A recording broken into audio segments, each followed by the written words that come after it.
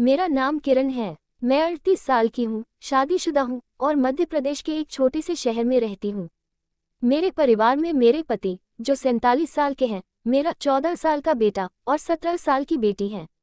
मेरे पति एक नौकरी पेशा इंसान हैं, लेकिन पिछले 8 साल से उन्हें दमा है। इस वजह से जरा सा भी शारीरिक काम करने पर उनकी सांसें उखड़ने लगती हैं। मैं, जैसा कि लोग कहते हैं, अभी भी काफी आकर्षक दिखती हूँ। मेरे दोस्त और रिश्तेदार अक्सर मेरी तुलना जयाप्रदा से करते हैं और मैं इस तारीफ पर थोड़ा इतराती भी हूँ। बात उस दिन की है जब मैं अपने मायके, अपने चाचा की बेटी की शादी में बच्चों के साथ गई थी। मायका मेरा हमेशा से प्यारा रहा है। शादी की तैयारियों में घर में खूब चहल पहल थी। मेहमानों की भीड़ थी और घर में हर कोना गुलजार था। शादी से एक दिन पहले मुझे नहाने के लिए बाथरूम की जरूरत थी, लेकिन नीचे के सारे बाथरूम भरे हुए थे। मजबूरन मुझे छत पर बने बाथरूम में जाना पड़ा। वहां पहुंचकर मैंने देखा कि बाथरूम का दरवाजा अंदर से बंद है। मैंने पूछा, कौन है अंदर?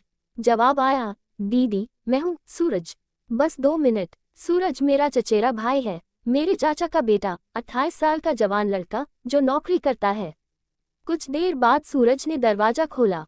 वो तौलिया लपेटे हुए था और उसके कपड़े उसके हाथ में थे। जैसे ही वो बाहर निकला, उसका पैर फिसला और वो धड़ाम से गिर पड़ा। गिरते ही उसका तौलिया ऊपर उठ गया। मैंने एक पल के लिए कुछ ऐसा देख लिया जो मेरे दिमाग में अटक गया। मैं जल्दी से नहाने के लिए बाथरूम में घुस गई, लेकिन मेरा मन उथल पुथल में था। नहाकर बाहर आई तो मैंने सूरज को नीचे देखा। वो बिल्कुल सामान्य व्यवहार कर रहा था, जैसे कुछ हुआ ही ना हो। लेकिन मेरे मन में कुछ बदल चुका था। मैं बार बार सूरज के पास जाने की कोशिश करने लगी। उसका ध्यान अपनी ओर खींचने के लिए मैं उसके आसपास रहती, उसे छूने का बहाना ढूंढती। लेकिन सूरज को शायद कुछ समझ ही नहीं आया।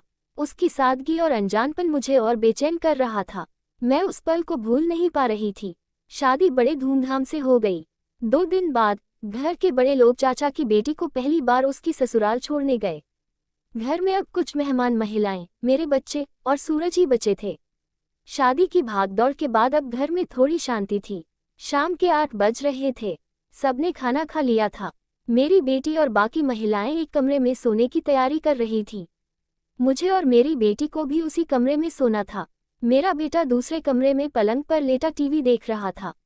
वो वहीं सोता है। सूरज खाना खाकर बाहर घूमने चला गया था। मैं अपने बेटे के पास गई और उसके बिस्तर पर आधा लेटकर टीवी देखने लगी। रात के 9 बजे सूरज वापस आया। मुझे देखकर वो मुस्कुराया और बोला, क्या देख रही हो दीदी? मैंने कहा, कहानी घर घर की, आ तू भी देख ले। वो बोला, बस अभी आता हूँ दीदी, और अपने कमरे में कपड़े बदलने चला गया। कुछ देर बाद वो वापस आया और मेरे बेटे के बगल में लेटकर टीवी देखने लगा। मेरे दिल की धड़कनें तेज हो गईं। सूरज के पास होने से मेरे मन में एक अजीब सी हलचल होने लगी थी। रात के 10 बज रहे थे। मेरा बेटा बोला, मम्मी, ये लाइट बंद कर दो, मुझे नींद आ रही है। तुम्हारा ये सास बहू का ड्रामा बहुत देर तक चलेगा। मैं जानता हूँ, तुम पूरा देखकर ही सोओगी। ये सुनकर मुझे हंसी आ गई और सूरज भी हंसने लगा। उसने कहा, हाँ दीदी, लाइट बंद कर दो। मेरी आंखें भी भारी हो रही हैं, मैं भी जल्दी सो जाऊंगा। मैंने कहा, ठीक है, और उठकर लाइट बंद कर दी। फिर उसी बिस्तर पर अपने बेटे के पास लेटकर टीवी देखने लगी। अब दीवार की तरफ सूरज था, फिर मेरा बेटा और फिर मैं। कुछ देर बाद मेरा बेटा सो गया। थोड़ी देर बाद सूरज की आंखें भी बंद हो गईं। मैंने जानबूझकर उसे उसके कमरे में जाने के लिए नहीं जगाया। टीवी की आवाज को मैंने बिल्कुल धीमा कर दिया। कुछ देर और इंतजार करने के बाद मैं चुपके से उठी और बगल वाले कमरे में जाकर देखा। मेरी बेटी और बाकी मेहमान गहरी नींद में थे। मैं वापस आई, नाइट बल्ब जलाया, टीवी बंद किया और अपने बेटे के पास लेट गई। करीब आधे घंटे तक इंतजार करने के बाद मैंने फिर से स्थिति का जायजा लिया। सब गहरी नींद में थे। सूरज भी सो रहा था। मेरे मन में एक तूफान सा उठ रहा था। मैं सूरज को देख रही थी और मेरे दिल की धड़कनें रुकने का नाम नहीं ले रही थी। उस रात मेरे मन में क्या चल रहा था, ये शायद मैं खुद भी पूरी तरह नहीं समझ पा रही थी, लेकिन उस पल में मेरे अंदर की चाहत मुझे कुछ और ही सोचने पर मजबूर कर रही थी। उस रात जब घर में सन्नाटा पसरा था और नाइट बल्ब की हल्की रोशनी कमरे को एक रहस्यमयी सा माहौल दे रही थी, मेरा मन बेकाबू हो रहा था। सूरज गहरी नींद में था, उसकी सांसें एक समान चल रही थी। मेरा बेटा भी पास में सो रहा था, और बगल के कमरे में मेरी बेटी और बाकी मेहमान भी नींद के आगोश में थे। मैं बिस्तर पर लेटी थी, लेकिन नींद मेरी आंखों से कोसों दूर थी। सूरज का चेहरा, उसकी वो मासूमियत और वो अनजाना पल जो मैंने बाथरूम के बाहर देखा था, मेरे दिमाग में बार बार घूम रहा था।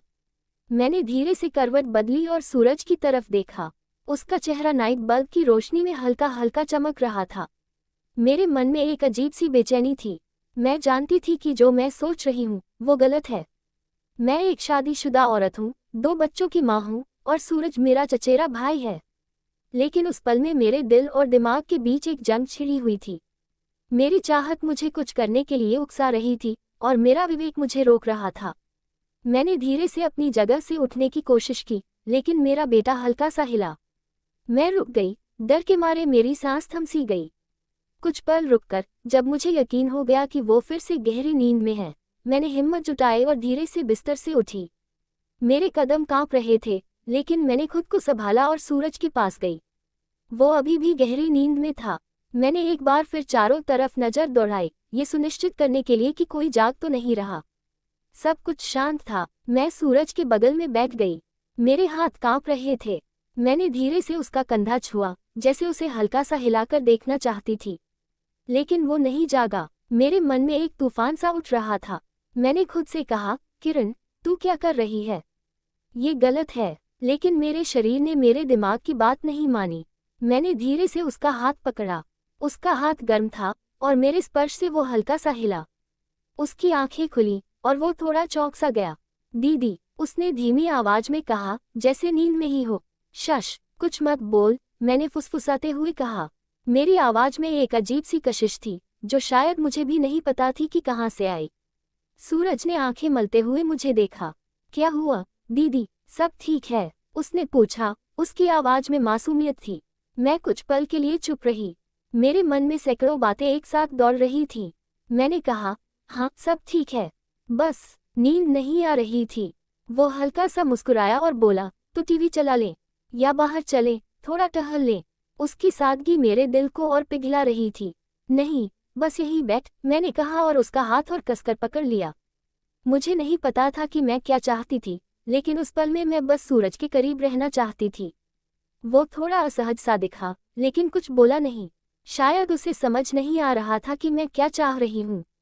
मैंने धीरे से उसका चेहरा अपनी तरफ किया और उसकी आंखों में देखा। उसकी आंखों में एक सवाल था, लेकिन वो चुप रहा। मेरे दिल की धड़कनें इतनी तेज थीं कि मुझे लग रहा था कि वो भी उन्हें सुन लेगा।